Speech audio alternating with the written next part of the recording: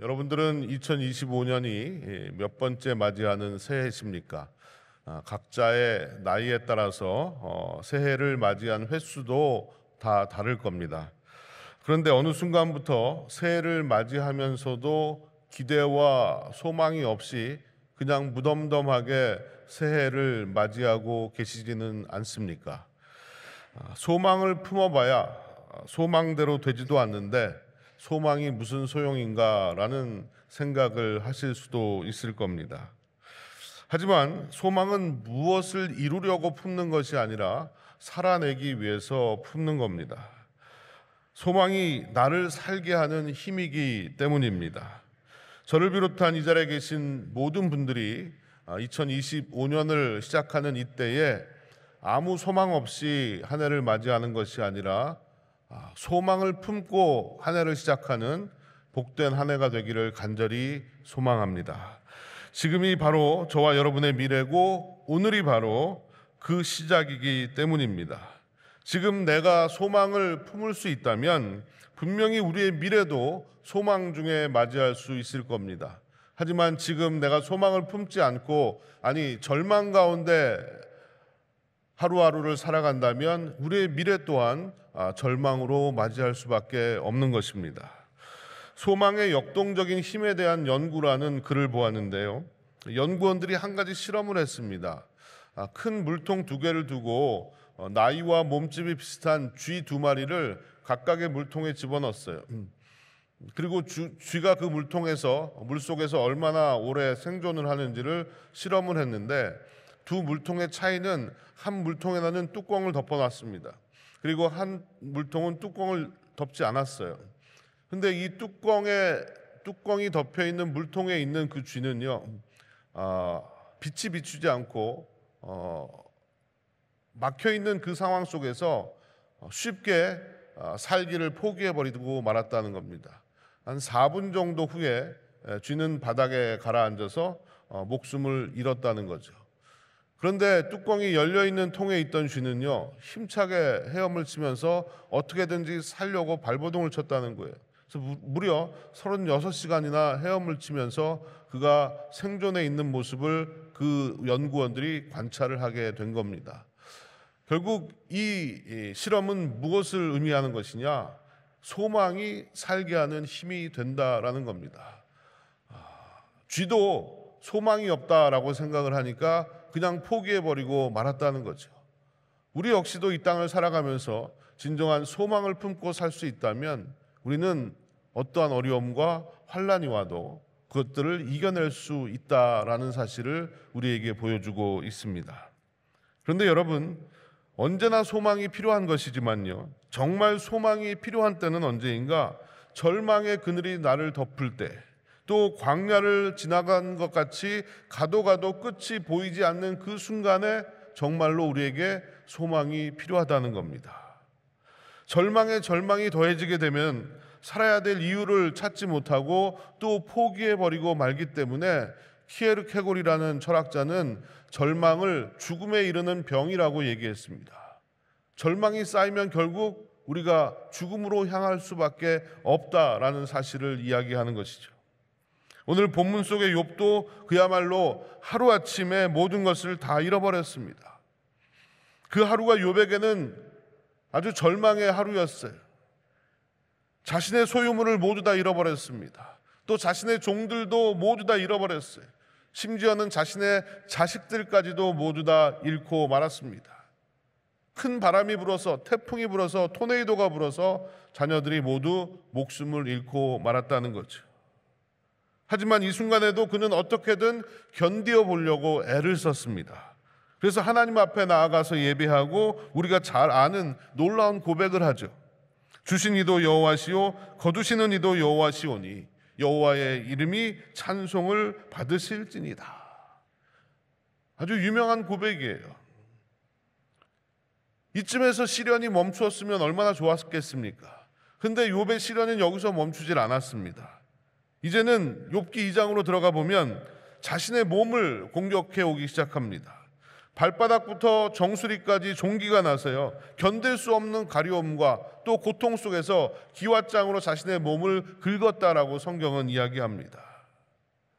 이 모습을 본 아내는 그렇게 사느니 차라리 하나님을 욕하고 죽으라고 저주를 합니다. 이 와중에도 욥은 아내에게 이렇게 이 얘기를 하죠. 우리가 하나님께 복을 받았은즉 화도 받지 아니하겠느냐. 욥은 끝까지 몸부림치면서 어떻게든지 하나님을 붙들고 믿음을 지키려고 애쓰고 노력했다는 것입니다. 이런 와중에 친구 3명이 욥을 위로하기 위해서 찾아옵니다. 그들은 욥의 모습을 보고 말을 꺼낼 수가 없었어요. 그래서 일주일 동안 아무 말도 없이 같이 욥의 곁을 지켜줍니다. 이때 오랜 침묵을 깨고 욥이 말을 하기 시작하는데요, 그것이 바로 오늘 우리가 읽었던 본문의 말씀이에요. 그런데 지금까지 욥이 보여주셨던 모습과는 전혀 다른 모습을 우리에게 보여주고 있습니다. 그는 입을 열자마자 자기의 생일을 저주합니다. 3절부터 9절까지 말씀 여러분들이 읽으셨지만 계속해서 뭐뭐 하였더라면 이라는 말이 반복되고 있습니다. 먼저 3절을 보면 내가 난 날이 멸망하였더라면 사내 아이를 베었다 하는 그 밤도 그리하였더라면 이라고 말합니다. 이 말은 내가 태어난 그날이 없었더라면, 내가 태어나지 않았더라면 이라는 얘기예요. 아들을 가졌다고 좋아하던 그 밤이 없었더라면 이라는 얘기입니다. 또 4절에도 그날이 캄캄하였더라면 이라는 말을 하죠. 이 말은 엄마 뱃속에 캄캄한 곳에 아이가 있는 그 모습을 연상케 하는 말입니다. 결국 태어나지 말고 엄마 뱃속에 계속 있었더라면 이라는 그런 얘기입니다. 또 하나님이 위에서 돌아보지 않으셨더라면 이라는 말을 하죠. 이 말은 하나님은 생명을 주관하시는 분이신데 하나님이 자신의 생명을 아예 창조하지 않았더라면 좋았겠다라고 얘기하는 겁니다. 9절까지 이어지는 말씀에서 욥은 차라리 자신이 이 땅에 태어나지 않았으면 좋았겠다는 말을 계속 반복하고 있는 거예요. 이 부분을 신학자 존 하틀리라는 사람은 이렇게 이야기합니다. 이 부분은 욥기 전체를 통틀어 욥이 스스로에게 했던 말 중에 가장 거친 말로 이루어져 있다. 그의 친구들 역시 충격을 받았다. 그들은 욥이 하나님을 믿는 믿음을 저버리는 것처럼 생각했다. 하나님을 저주하기를 거부했던 그가 자신의 생명에 대해 그토록 적대적인 태도를 취한 것은 왜일까? 욥은 하나님을 저주할 뻔했지만 실제로 저주를 입에 올리지 않았다. 대신 그는 차라리 죽었으면 좋겠다는 말로 자신이 느끼는 깊은 고통을 쏟아냈다. 결국 이런 말들을 내뱉었다는 것은 욥이 얼마나 극심한 고통 가운데 절망 가운데 빠져 있었냐 하는 것을 우리에게 보여주는 겁니다. 그렇습니다. 오늘 본문의 말씀은 욥이 고통을 견디다 폭발해 버리고 만 겁니다. 우리가 읽지는 않았지만 11절부터 말씀에서도 어찌하여 라는 말과 함께 왜 내가 태어날 때 죽지 않았을까? 왜 내가 죽도록 내버려 두지 않았을까? 왜 죽고 싶은데 계속 살아야 되는가? 왜 라는 말을 계속 반복하고 있습니다. 그렇다면 욥이 무엇 때문에 이런 절규를 쏟아내는 것일까요? 좀 더 깊이 파고 들어가 보면 먼저는 침묵하시는 하나님 때문이었습니다. 욥의 입장에서는 그가 고통을 당하는 그 순간에 도무지 하나님이 보이질 않는 겁니다.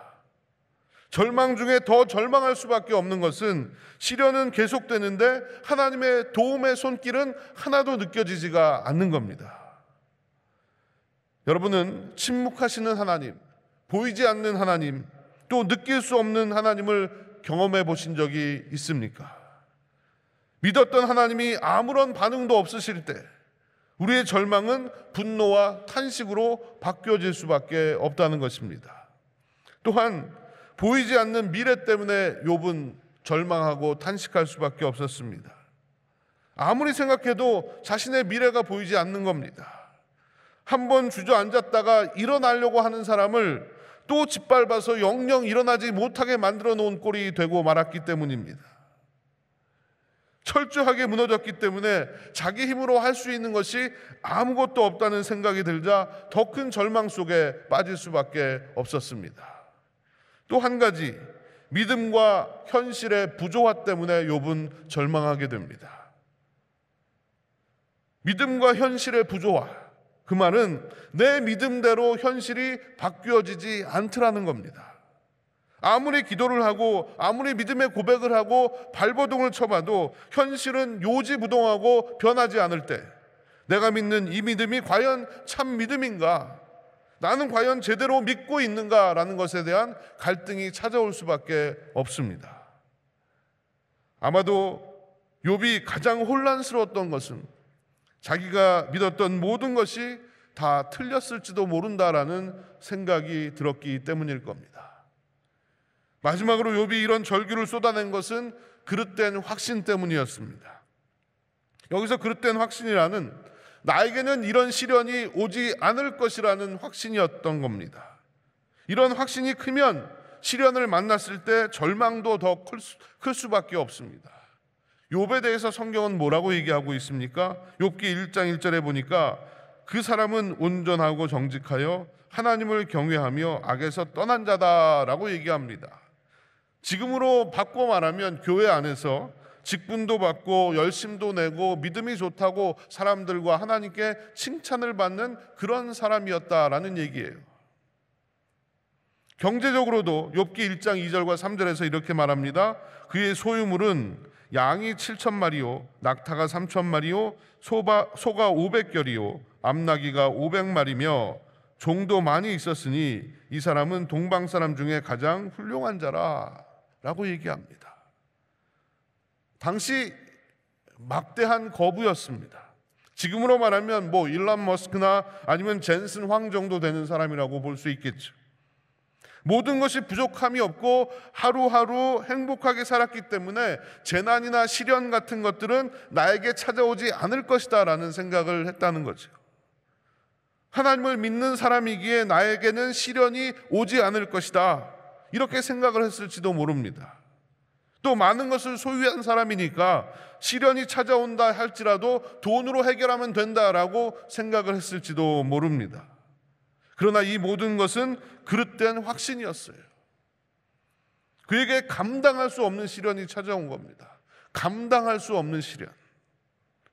여러분, 세상에 그 누구도 시련을 당하지 않는 사람이 있을까요?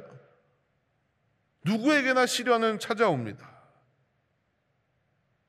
여러분들 마음이 불편하시겠지만 시련 앞에 그 누구도 예외가 없다는 겁니다. 그 누구도 시련을 피해갈 수가 없습니다. 나에게는 이런 일이 오지 않을 것이라는 생각은 하지 마십시오. 모든 것은 내 소관이 아닙니다. 시련은 예고 없이 불쑥 나에게 찾아올 수 있습니다. 그래서 시련이 찾아오면 그 시련이 나의 것임을 인정할 수밖에 없다는 거죠. 나의 삶의 일부로 받아들일 수밖에 없습니다.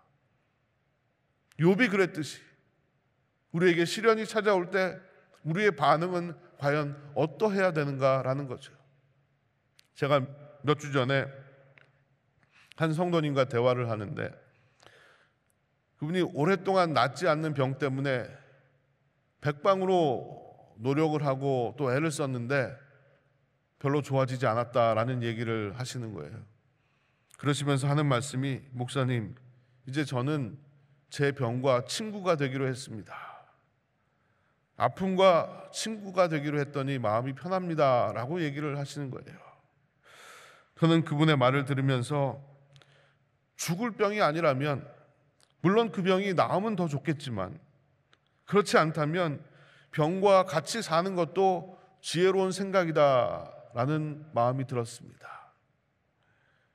이제 우리가 생각해야 될 것은, 그렇다면 이 욥이 믿는 자로서 자신의 태어난 날을 저주하고 죽기를 바랄 만큼 절망하는 이 모습이 과연 정당한가라는 겁니다.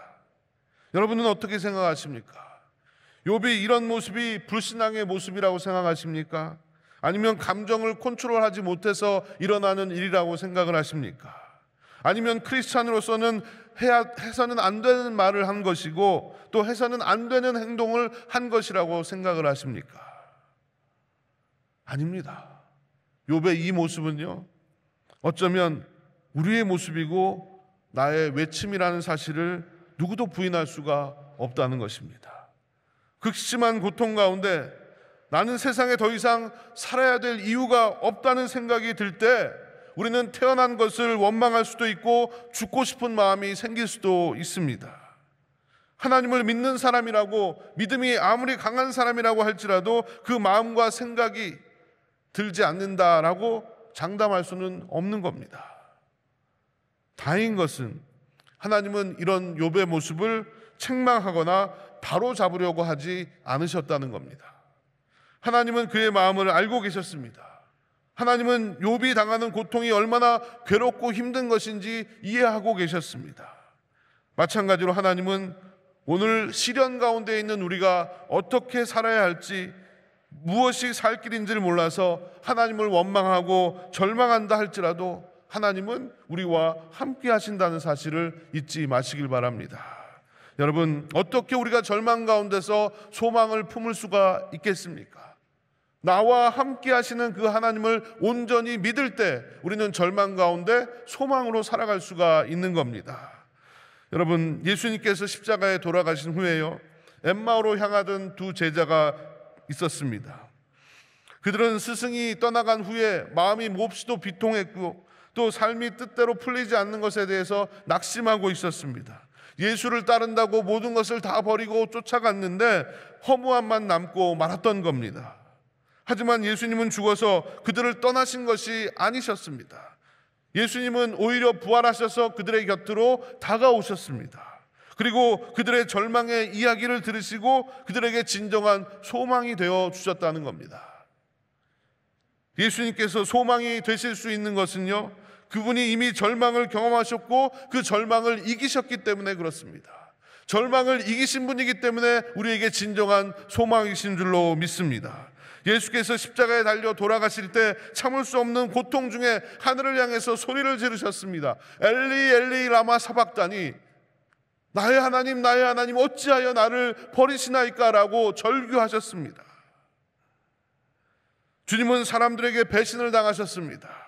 참을 수 없는 육체적인 고통을 당하셨습니다. 그런데 그거보다 더 참을 수 없었던 것은 내 아버지 하나님께서 나를 버리셨다는 극심한 절망 가운데 빠지실 수밖에 없었다는 거예요. 아버지로부터 버림받았다는 그 사실.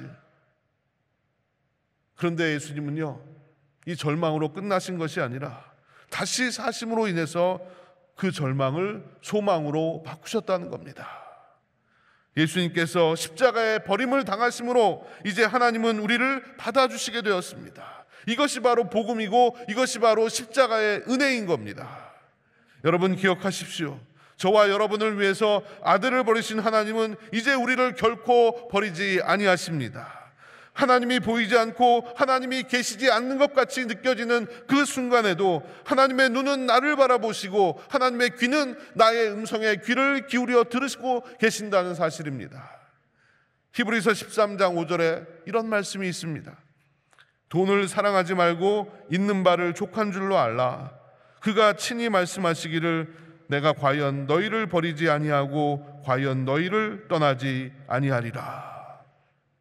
여러분, 한국말 성경으로 보면 과연이라는 표현을 했지만 영어 성경에는 never이라고 얘기하고 있어요. never, 결코 버리지 않겠다, 너를 떠나지 않겠다라고 말씀하셨다는 겁니다. 여러분, 이것이야말로 우리가 절망 중에 품어야 될 소망인 겁니다. 여러분, 지금 욥과 같은 참을 수 없는 시련과 고통 가운데 계십니까? 아니면 과거에 겪었던 아픔과 상처가 지금도 나를 괴롭히고 힘들게 하고 있습니까?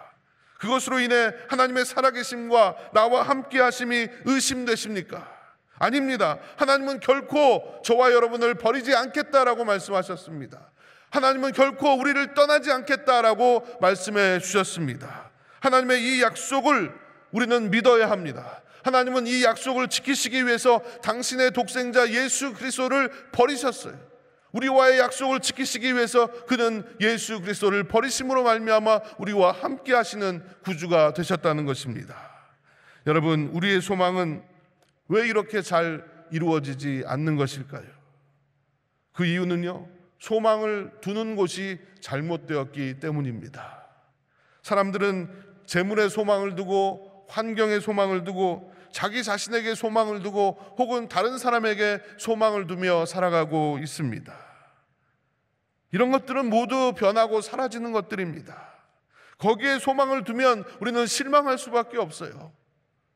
우리의 진정한 소망은 오직 예수 그리스도밖에는 없는 줄로 믿습니다. 여러분, 새해 소망이 무엇입니까? 여러분들의 새해 소망이 무엇이에요? 예수님을 통해서 얻는 그 무엇이 여러분들의 소망이 아니라 예수님 자체가 여러분들의 소망이 되시기를 주님의 이름으로 축원합니다. 여러분, 그분이 내 삶의 소망이 될 때 우리는 어떠한 시련과 절망이 와도 이겨낼 수가 있는 것입니다. 여러분, 절망 가운데 부르짖으십시오. 그러면 설령 내가 처한 환경이 바뀌지 않는다 할지라도, 내가 원하고 바라는 그 소망이 이루어지지 않는다 할지라도 우리는 예수 안에서 소망을 품고 살아갈 수가 있습니다. 그 소망으로 우리는 절망을 이겨낼 수가 있다는 것입니다. 우리 빛내리 교회는 예수만을 소망하는 교회가 되기를 간절히 바랍니다. 교회의 머리 되시는 예수 그리스도로 말미암아 소망으로 전진하는 한 해가 되기를 간절히 바랍니다. 여러분, 삶 가운데서도 오직 예수님만을 소망하고 예수 안에서 승리하는 우리 빛내리의 모든 성도들 되시기를 주의 이름으로 축복합니다. 이 시간 함께 주제 찬양을 함께 찬양하시고 간절히 부르짖어 기도하는 시간을 갖도록 하겠습니다.